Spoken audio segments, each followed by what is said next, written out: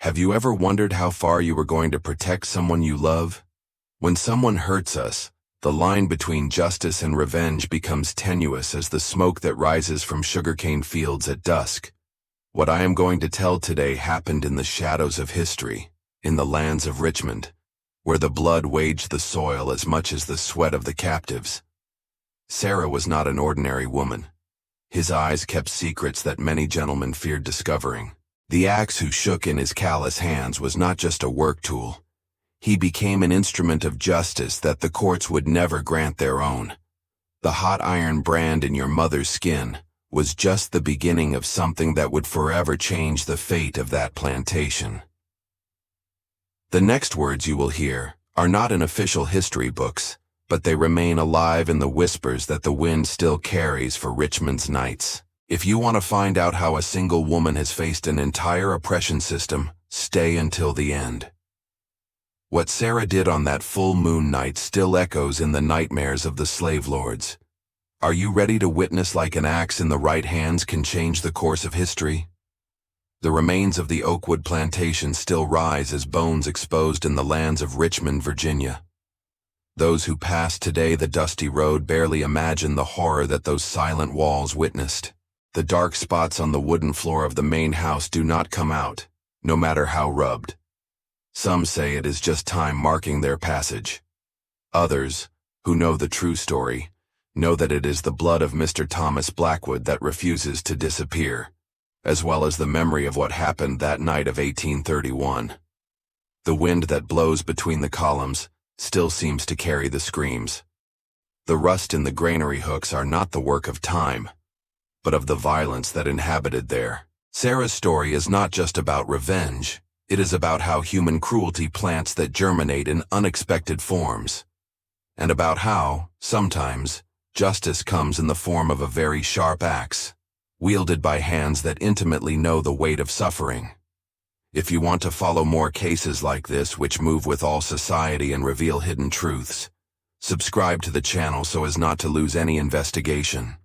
The Oakwood plantation extended for more than 200 acres of fertile land.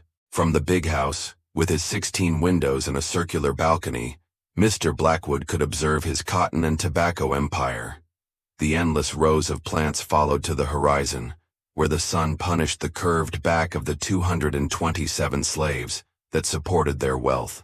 The hierarchy was clear, as the waters of the James River that cut the property.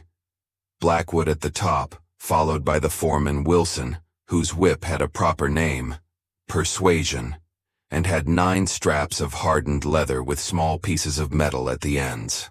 Below them, the white overseers, then the black overseers, and finally the mass of men and women whose lives were worth less than the animals on the farm.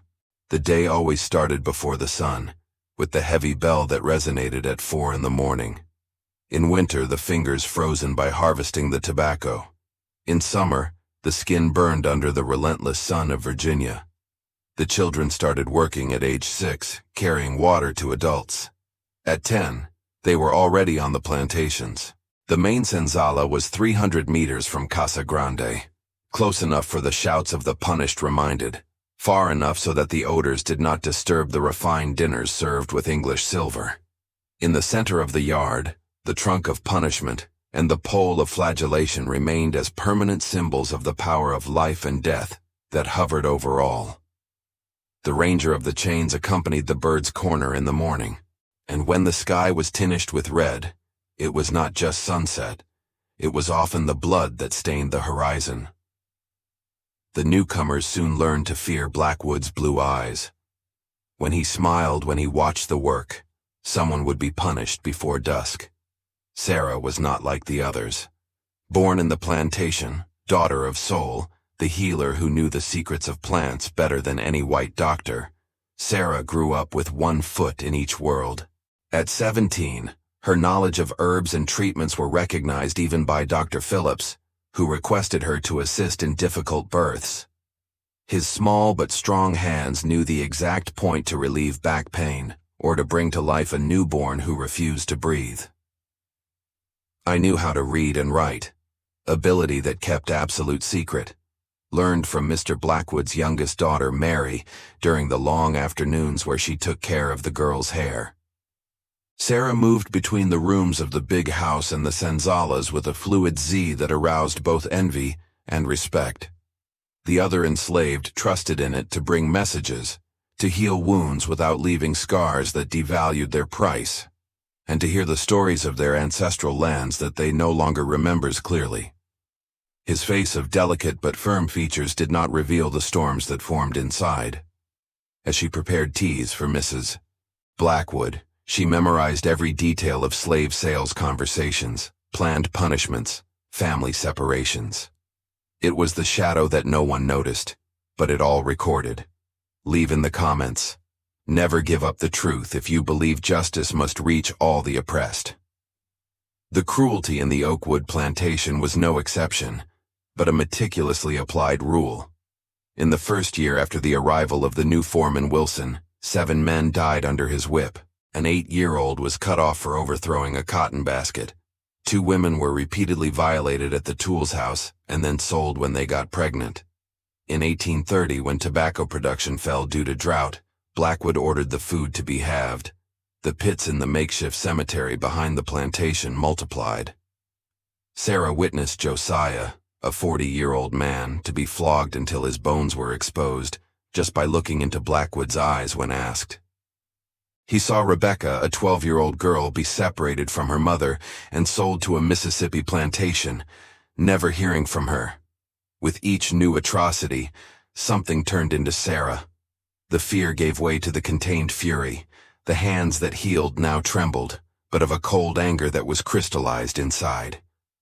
His eyes, once low as the submission protocol sent, now observed, calculated, media the distances between the tools house and the big house, between Blackwood's room and the back ladder. Soul, Sarah's mother, was not just the healer, but the guardian of memories. At 53, his wrinkled hands knew every route, every sheet, every combination that could save or take a life. She was respected even by Blackwood, who called her when white doctors failed to heal her colds. One November morning, when the first cold announced the harsh winter, Blackwood found that several slaves had fled at night. Furious, he all summoned to the central yard. Wilson's whip cut the cold air dozens of times. No one confessed to knowing the escape plan. That's when Blackwood's blue eyes landed on Soul. You must know. They trust you. Speak. The silence of Soul was his sentence. Dragged to the forge, still on. His face was pressured against the red, hot iron that marked the cattle with the initials TB. The smell of burnt flesh impregnated the cold air of the morning. The screams of Soul resonated by the plantation. Sarah, forced to watch on her knees, felt something break inside her. That night, alone in the cabin he shared with his unconscious mother, Sarah cut a strand of her own hair and intertwined with white hair of her hair. He tied the small beam with a torn piece of cloth of his mother's bloody dress. Under the candlelight, he kissed the improvised amulet and hid it in a small leather bag that always loaded by the chest. By his face, for his smile, for his dignity, he whispered in the darkness. It was not a prayer. It was an oath. In the Oakwood plantation, cruelty had different faces. There was Blackwood, whose blue eyes never revealed emotion while ordering punishments. His elegance by serving French wine contrasted with the coldness when decreeing whip. Wilson, the foreman, found visible pleasure in the punishments, his freckled face illuminated with every scream that she pulled out of the victims. Mrs. Blackwood, Elizabeth, with her delicate hands and melodious voice, could order the separation of a family between one sip of tea and another. Young Michael Blackwood, the son of 16, learned his father's lessons quickly, already showing a particular talent for elaborate humiliations. Reverend Jenkins visited the plantation monthly, preaching to the enslaved on the virtue of obedience, as he closed his eyes to the horrors he witnessed. But that's what happened 3 weeks after the soul marking that sealed the fate of that family. At a meeting on the porch, which Sarah heard while serving lemonade. Blackwood commented casually with slave trader Williamson. "That old healer no longer serves me with that brand. It's scaring the children of the house. How much do you give me?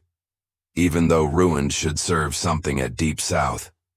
The merchant offered an derisive amount, mentioning that in Louisiana, sugar plantations, they do not care about appearances, only how many months of work can extract before work end. Sarah dropped the tray. The crystal shattered on the polished floor. It was whipped that same afternoon, 10 whitening by inattention and waste of valuable property. As her blood dripped on the ground floor, Sarah did not emit a single sound. His eyes, fixed on the horizon, no longer saw the plantation, but a red-tinged future. The humiliation came in the form of a public spectacle. The morning after the conversation about the sale of Soul, Sarah was called to Casa Grande. Instead of his usual kitchen tasks or aid to Mrs. Blackwood, he was ordered to clean up the stables, work normally intended for the strongest or enslaved men being punished. Under the scorching sun of July, with his back still in living meat from the day before, Sarah removed dirty manure and straw for hours. Wilson watched, whip in his hand, commenting as his princess hands would finally know real work. When he finished, exhausted and covered with dirt, he was taken to the central yard. There, before all the other enslaved together, Blackwood announced, "See how proud falls. I thought that knowing her herbs and teas was better than the others. Now smells of the manure as the animal it is." He ordered her to kneel and lick her boots as thanks for her mercy, to not sell her with her disfigured mother. Physical pain was bearable. It was the other pain, the one that burned inside, which almost consumed it as he bowed. I felt the eyes of others, some pity, others diverted with shame. But he went to lift his eyes and find the soul gaze, watching from afar with his face partially covered by a cloth, which something crystallized inside Sarah. It was no longer fear, not even anger. It was a cold and absolute certainty. That night, as he cleaned his own body with well water, every drop that fell seemed to take away something old and bring something new. When he looked into the mirror fragment he kept hidden, he did not recognize his own eyes. The plan began to form meticulously in the following weeks. Sarah knew she would need help, but also that each person involved posed a risk. He chose carefully Isaiah, the blacksmith, whose 3 children had been sold the year before. Martha, who worked in the laundry of Casa Grande and knew every corner, every routine. Old Joseph, who despite his 70 years held a sharp mind and knew the region like no one else, having tried to flee 3 times as a young man. And Samuel, who took care of the horses and could move around the property without lifting suspicions. Each received only fragments of the plan, never the complete image. The big house had 28 rooms, 7 outer doors and 19 windows. Sarah memorized each. Blackwood kept a rigorous routine. At 10 o'clock he took his office with a glass of whiskey. At midnight he climbed to his room on the 2nd floor, the 3rd on the right of the main corridor. Wilson slept at the guest house, 100 steps from the main entrance. Mrs. Blackwood took Laudano to sleep every night. Sarah, who prepared the mixture, has gradually been increasing the dose in recent weeks. Young Michael would be out, visiting a neighboring plantation to learn about business management. In fact, to be introduced to adult pleasures provided by enslaved women from that property. The tools were slowly gathered. Isaiah deflected a newly aged axe, hiding it under loose boards on the floor of the senzala. Martha collected lamp oil in small vials. Joseph mapped the less watched paths that led to the swamp, and then to the river. The date chosen was not by chance. August 15, 1831, party night at Casa Grande to celebrate Blackwood's 50-year anniversary. All important neighbors would be present. The drinking will run loose. The guards would be distracted or drunk. Sarah named her plan, a name that whispered only to Soul as she took care of the wounds on her face. Purification. The countdown started. 21 days, 20 days, 19. The day before, the preparations at Casa Grande were frantic. Created polishing the silverware that rarely came out of the cabinets. Cooks prepared baked peacocks, stuffed ducks, English puddings. French wine bottles were open to breathing. Velas of beeswax, imported and very expensive, were arranged in silver chandeliers. The orchestra arrived early in the afternoon, 5 white men with violins, viola, and cello. Elizabeth Blackwood supervised everything with a critical look, occasionally using her silver cane to indicate some imperfection to be corrected. Meanwhile, at the back of the property, away from the vigilant eyes, another kind of preparation happened. Isaiah checked the Machado's thread one last time, passing the calloused thumb by the gleaming blade. Martha distributed small jars of oil, explaining in whispers where they should be shed. Joseph passed the escape path, using twigs to draw a map on the dirt floor that went off shortly thereafter. Samuel discreetly prepared 2 horses, loosening in advance the ties that held them to the stable. In the cabin he shared with his mother, Sarah prepared with her own ritual. It washed the body with an infusion of purifying herbs. He put his hair tight against the skull so that nothing could disturb his vision. He dressed in dark clothes that Martha had surrounded the laundry. On your neck, the small leather bag with intertwined hair. Outside, the sound of carriages was beginning to increase, bringing the elegant guests to the celebration. At Casa Grande, the first chords of the violin marked the beginning of the party. In the dark cabin, Sarah closed her eyes and whispered to the soul, which lay feverish on the treadmill.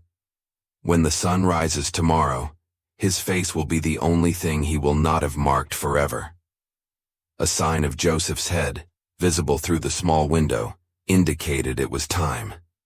Sarah kissed her mother's forehead and went out to the night without looking back. The execution of the plan began at 11:17, when the dining room clock was almost inaudible under the noise of lively and laughing conversations. The first phase was isolation. Martha, serving drinks, she accidentally poured the red wine in Mrs. Blackwood's silk dress. In the followed chaos, with Elizabeth removing to change clothes, Sarah slid into the house through the entrance of the servants. I knew every ranging board, every dark corner where it could hide if necessary. The second step was executed by Samuel, who released 2 horses of the stable, causing confusion in the back of the property. Several guards ran to capture valuable animals. With the freer path, Isaiah and Joseph positioned themselves at strategic points, ready for the next phase. Sarah climbed the stairs by serving the shadows. The second-floor corridor was deserted. All guests remained in the main hall. She headed for Blackwood's room and hid in the great closet of Carvalho, the axe firmly safe in her hands. Waited. The minutes dragged themselves like hours. Down below, Blackwood received gifts, congratulations. Around 1 in the morning, the bedroom door finally opened. Thomas Blackwood entered, slightly drunk but still firm. He began to unbutton his vest as he looked in the mirror. That was when he saw, reflected behind him, the figure that emerged from the closet. His blue eyes widened in recognition and then in understanding. "You," was all you managed to say before the axe's first blow hit your shoulder. It was not clean or fast. Sarah was not strong as Isaiah, but determination compensated for physical strength. The second blow hit the chest. Blackwood tried to scream, but Sarah had already predicted that. A cloth soaked in laudanum was forced in his mouth. "This is the brand on her face," Sarah whispered, as the axe climbed and descended. "This is for the children sold." Each blow was accompanied by an accusation, a memory, a debt charged. When it ended, the mirror that once reflected Blackwood's vanity now showed only distorted fragments of a man who no longer existed. Sarah drew with his blood a mark on the wall, a symbol that no one would recognize, but that for her represented the signature of a promise fulfilled. The silence that followed seemed to vibrate with its own energy. Oakwood's big house burned under the night sky. The flames, fed by the oil strategically poured by Martha, first consumed the imported silk curtains, then the mahogany furniture, finally the walls themselves that for so long they housed unspeakable cruelties. Isaiah had released all from the main senzala, using the axe to break chains and padlocks. In an organized line, men, women, and children followed Joseph on the way to the swamp, the only route that hunting dogs avoided due to the snakes, and moved sand that only Joseph could get around. Samuel expected with soul, weak but conscious, mounted on one of the horses. Sarah emerged from the house on fire, her face in red, stained clothes, her eyes reflecting the hell she had triggered. No one spoke as she walked to her mother and touched her marked face with infinite tenderness. "It's done," was all you said. Joseph handed Sarah a small cloth package containing bread, dried meat, and a rudimentary map. Martha put in her hands a small bag with coins surrounded over months. Isaiah, the last one, also burned down the guest house where Wilson slept. No one would ever know if he managed to escape the flames. The freed column moved as so embrace in the night, leaving behind the only world they knew. Sarah, guiding the horse that carried soul, looked back. The plantation that once dominated the landscape was now just a point of light in the darkness, the flames licking the sky like avid languages. "The fire purifies," he whispered, words that his mother had taught years earlier when he spoke of healing rituals. The smoke was spiral, carrying decades of pain with it. The news of what happened in Oakwood spread like fire in dry straw. The official report spoke of brutal insurrection and wild murder. Richmond Inquirer has published an alarmist headline: "Horror in Oakwood, massacred owner, destroyed plantation." The letters between plantations have become frantic, full of bad fear disguised as indignation. "They are using our own tools against us," wrote a land of the land to the governor. "We need more militias, more patrols, more public examples." 2 weeks later, a plantation in the neighboring count was similar to attack. The owner was found with multiple axe injuries, the main house reduced to ashes. A month later, another in Southern Virginia. The attack seemed to follow a standard, always on nights of celebrations, always with fire and axe. Authorities began to call that the Richmond method, a reference to the city where it all started. In elegant halls of Charleston and Savannah, ladies of white gloves trembled when he heard stories about the black of the axe that had disappeared like smoke after starting what many feared being just the beginning. In plantations, fear changed sides for the first time. The whispers in the senzalas were no longer despair, but of contained hope. In the clandestine churches that the enslaved kept hidden in the forests, prayers were offered not by peace, but for the continuation of Sarah's work.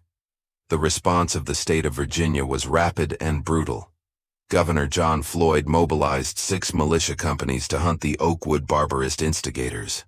Rewards were offered: $100 for information, $500 by capturing any Oakwood fugitive, $1,000 specifically by Sarah, whose description circulated on posters throughout the South. Mulatto, 17 years, scar on the back, knowledge of extremely dangerous medicinal herbs. The siege strategy was prepared by Colonel William Patterson, a veteran of the 1812 War, who divided the territory into quadrants and established control posts on each road, bridge, and crossing. The group led by Sarah managed to stay ahead of the persecutors for almost 3 months, moving only at night, hiding in swamps during the day, occasionally receiving help from quilombs established in the most remote regions. He was a domestic slave named Thomas, captured during an attempted escape and tortured for days, who finally revealed the group's hiding place. In the early hours of November 12, 1831, the militia surrounded a small abandoned cabin at the ends of Brunswick County. What followed was described by Colonel Patterson himself in his official report as bloody but necessary confrontation for the restoration of order. Isaiah was the first to fall, protecting the entrance so that others could escape. Martha was captured alive, but she would rather not have been. Her destination in the plantation to where she was sent was worse than death. Joseph, with his years of forest knowledge, managed to lead several of the youngest to freedom through a tunnel that had dug under the cabin. Samuel fought to his last sigh, armed with a machete against rifles and pistols. Sarah and Alma were cornered at the back of the cabin. With the axe in one hand and a torch in the other, Sarah faced the militia. His last words, recorded by a young soldier who would later desert and take history north, were, "You can kill this body, but what I started will continue to burn." When the bullets finally reached her, Sarah fell, protecting her mother with her own body. The axe that had become a symbol of terror to the lords and hope for the enslaved remained firmly safe in his hand even after death. Official history tries to decrease what happened in Oakwood. Virginia's history books only soon mention an isolated disorder in 1831. Judicial documents were largely destroyed during the Civil War. But in the black communities of Richmond, Petersburg, and beyond, the story of Sarah remained alive, becoming every generation that told her. Curious objects began to appear, small axe-shaped amulets, made of wood or bone, discreetly loaded as protective talismans. Families began to name Sarah to daughters born in August, often in explaining the reason completely. A song appeared in the crops, with apparently innocent lyrics about a girl who cut firewood, but whose true meaning was understood by all who sang her. In the following decades, travelers occasionally reported having seen flowers deposited at a specific point of Oakwood's old terrain, where nothing grew. After emancipation, a small cabin was built near the site, and each year, on August 15th, people came silent, leaving small wrapping containing strands of intertwined hair. White academics discarded the story as folklore born of fear and superstition. Black historians decades later would begin to dig up records, letters, and testimonials that confirmed that something extraordinary had indeed occurred in this summer of 1831. The debate continues today. Was Sarah a brutal killer or a tragic heroine? The answer depends on who tells the story. For many descendants of enslaved in the region, the answer lies in the symbol that still occasionally appears designed on ancient tree trunks in Richmond's forests. A stylized axe with a small bottle beside, tools of destruction and healing, joined in a single legacy. If you watched so far, it is because you care about these stories that marked our country forever. Leave a comment saying, "I watched here," so that I can meet you and know who really cares about the search for historical truth. Like this video if Sarah's story touched her heart.